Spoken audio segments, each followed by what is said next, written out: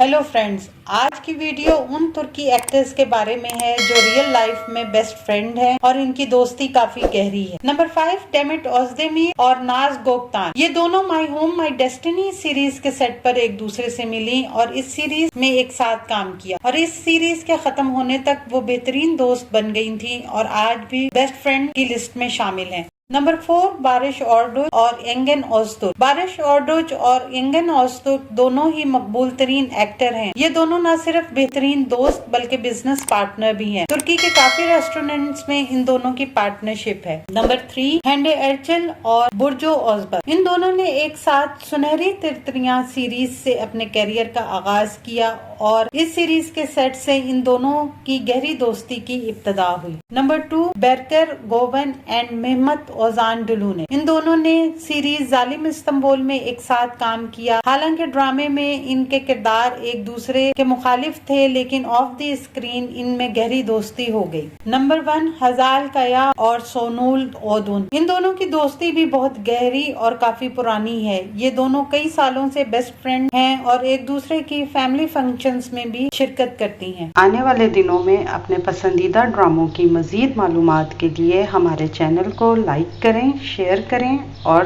Subscribe करना ना भूलें। शुक्रिया।